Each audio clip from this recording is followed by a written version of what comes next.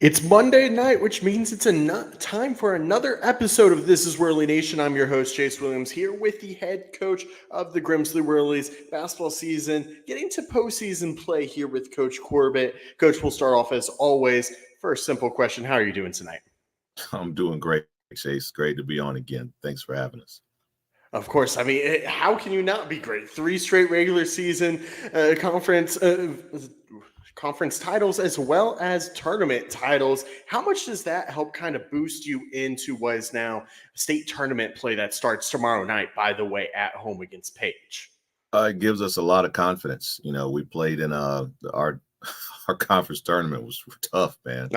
No. Having to play Page on Wednesday night and having to come from behind. I think we were down maybe 8 points in the third quarter. We called a timeout to get ourselves together, and then we just came out and had a pretty good run to end the quarter. And then, being down 6 against Southwest with 2.5 minutes to play, and coming back and finding a way to win. But we in both of those games, when we brought them over in the timeout, we told them, hey, we're going to win these games. You just got to stay positive, take it one possession at a time. And, fortunately for us, we were able to do that. But, it gives us a tremendous amount of confidence knowing that we can play close ball games and still execute and succeed. So we're elated. We're excited.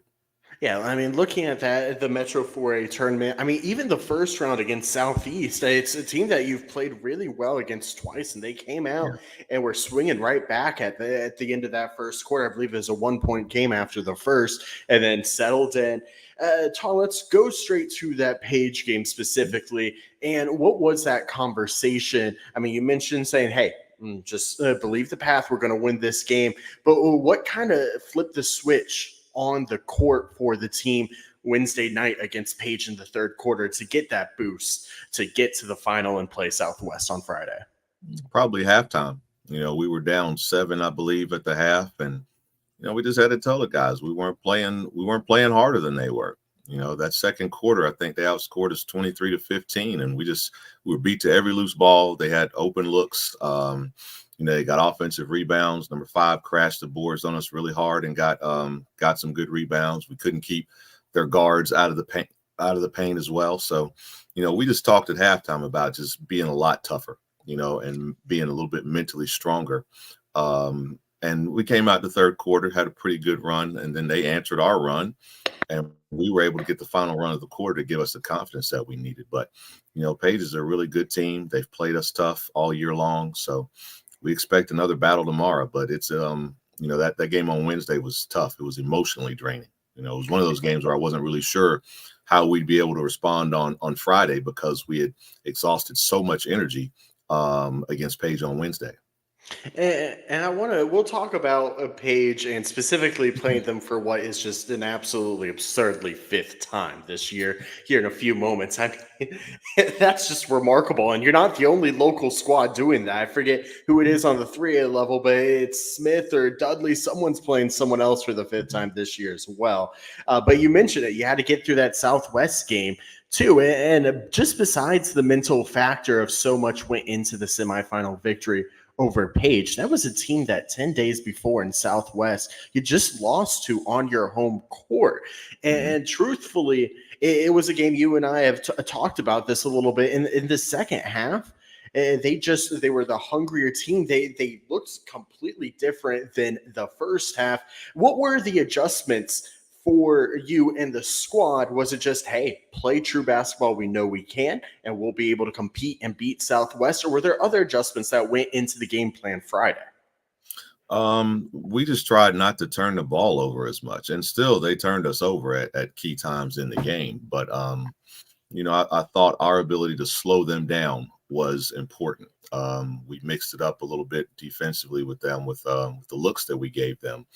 But, they have been averaging 90 points a game in their last 3 or 4 games before we played on Friday. And so we talked in practice on Thursday, and we were watching film and saying, hey, if we keep this game in the 60s, we'll win.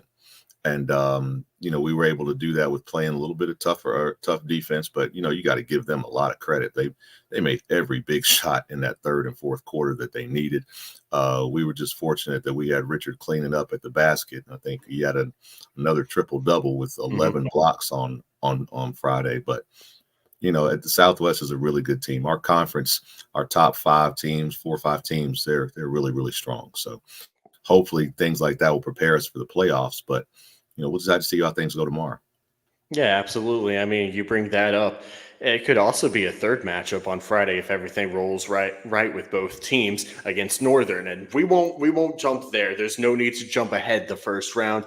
I think a big factor that I noticed against Southwest, you bring up the triple double from Richard Goods.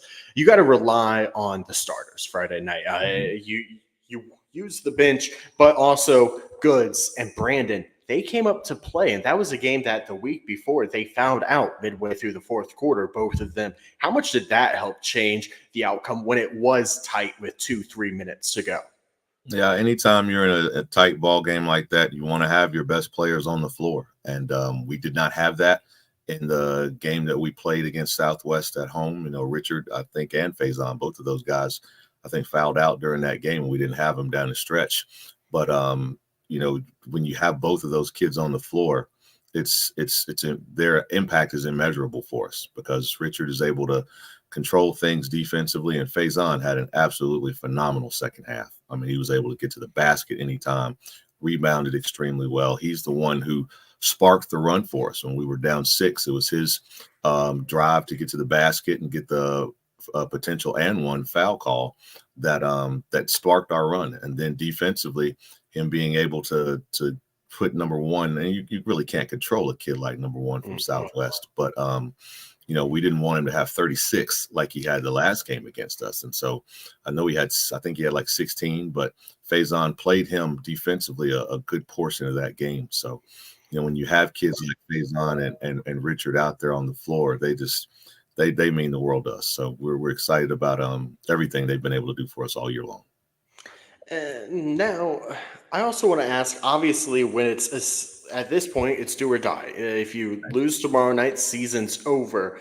And one thing I've noticed as of late is, as I just talked about a little bit, relying more on those starters, slimming down the rotation a little bit at times. How much do you balance that, but also balance the fact that, okay, if we win Tuesday, we got another one right around the corner on Friday. If we win on Friday, then we're right around the corner on Tuesday again. How much do you balance that with if you do get up at a point where you're comfortable, making sure they also get some rest so that they can be as fresh as possible in the next game? Call timeouts. I mean, look, we had to tell them the other night, hey, you got all weekend to rest, but give us everything you got.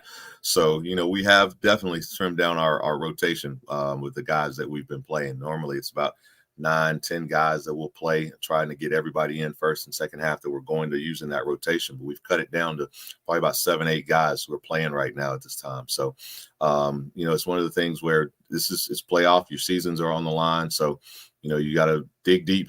And we're getting great performances from kids, but again, we do try to find some times in there to get them out of the game, get them a quick breather, and then get them back in. But yeah, it's tough to do that now because we've shut our rotation down just a little bit. But I give a lot of credit to our kids on our bench as well because they understand that and they have come to practice every day and push these guys every day to get better. And when their time is called, they go out and they give us everything that they've got. So I think for us to have that on such a young team is great because a lot of the kids don't understand that on this level. They all want to play, but our kids are really going out and supporting our guys on the floor and pushing everybody in practice every day to get better. So it's truly a team effort.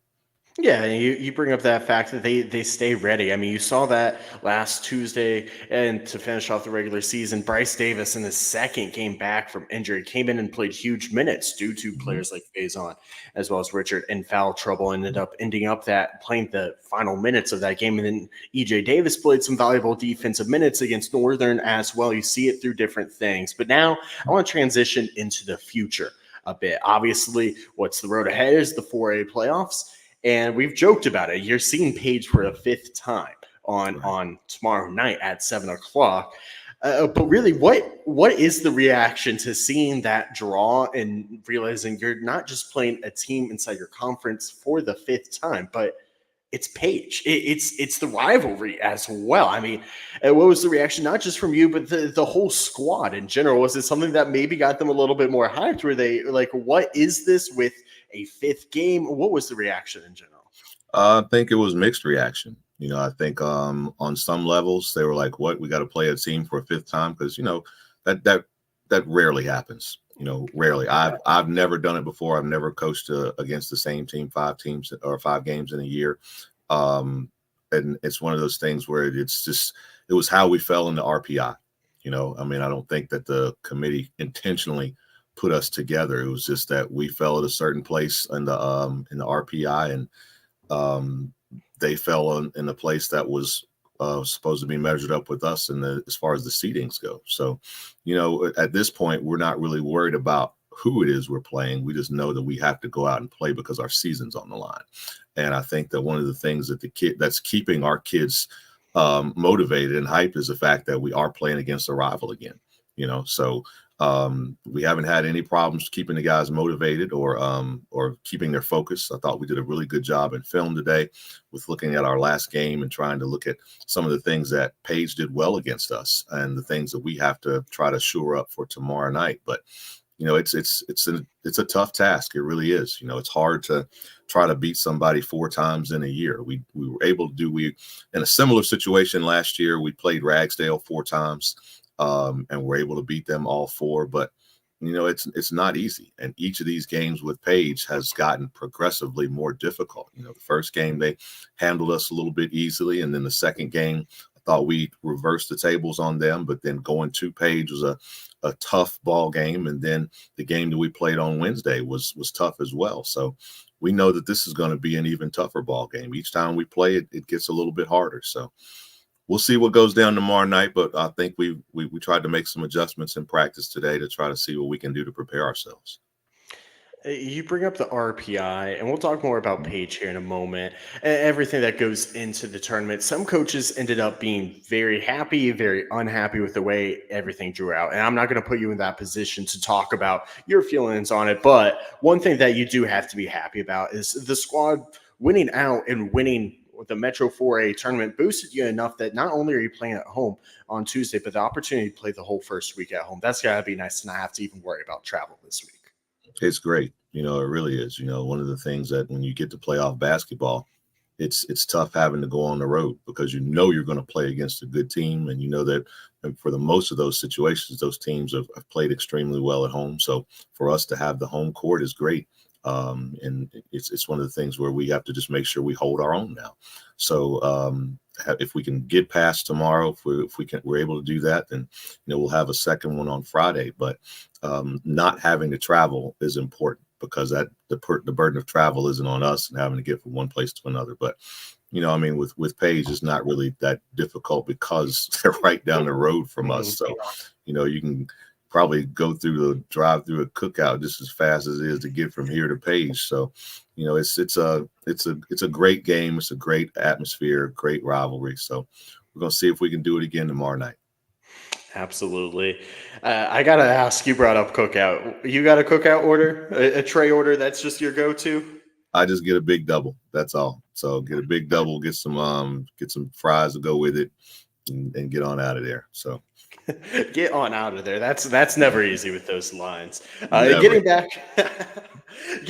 back to Paige a little bit. Mm-hmm. How much is the game plan different from when you met them the first time the Hayco tournament? Does it feel like a whole different squad with the fact that, of course, everyone's going to be a little bit more fine-tuned here in March or late February, I guess, rather than Christmas season? Or is it, hey, this is a team that we've played 4 times, we've beat them 3 times, we know what's working, and just fine-tuning what you've done in the past?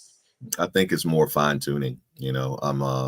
Both teams know each other by now. I don't think there's anything that we do that they don't know about, and vice versa. So this game tomorrow is just going to be about will and who wants it more. So we've got to make sure that we execute our game plan and go as hard as we can for 32 minutes because you got all off season to rest. So you got to lay it all on the line tomorrow night. But game plans really don't change a whole lot. We know we're going to probably still see some of the same things that they've done against us. Maybe they'll tweak some things, but we'll have to see when we step on the floor. But we'll adjust to it, whatever. And then the final question I'll ask is, how has the energy been in practice? I mean, obviously, lots of games getting to those drawing games as of late. It's been the close ones, the tough opponents, but now you go into postseason play. It's a whole new season. I gotta imagine the guys are hyped out there. Oh, they're hyped. They're excited. They are trying to push each other, but we try to keep it to a minimum now at this point in the season. So again, like I said before, we'll practice for about an hour. We'll go in and watch film first before practice, and then get on the court for maybe 45 minutes to an hour, shooting free throws, walking through other opponent sets, types of adjustments that we want to make to what they've done, because I thought they did some really good things against us in the last game. So we tried to walk through some of the things today as far as how we want to combat that. But I think the practices have been very spirited. So we're just excited about being in the playoffs. We're excited about being Metro 4A champions 3 times running. That's an incredible feat. Our guys are proud of that. And they come in my office and they see these 3 trophies sitting here. They know that they've had a part to do, or a part with that now. So it's great for us. It's great for our school. It's great for our community. So I'm just so happy that Mr. O'Donnell and Coach Albright have me in a position where I can lead the Grimsley basketball program. Well, as the wise Kobe Bryant would say, job's not done, at least not yet. And that job starts tomorrow night against Page at 7:00. Coach, as always, thank you so much for coming on. Thank you, Chase. Appreciate it, man. Of course. And again, Grimsley facing off with Page tomorrow night. Go ahead, pack the gym and support the Whirlies as they face off against the Page Pirates. For Coach Corbett, I'm Chase Williams. We thank you for spending part of your Monday night with us. You've been listening to This Is Whirlie Nation, a Tobacco Road Sports Radio product.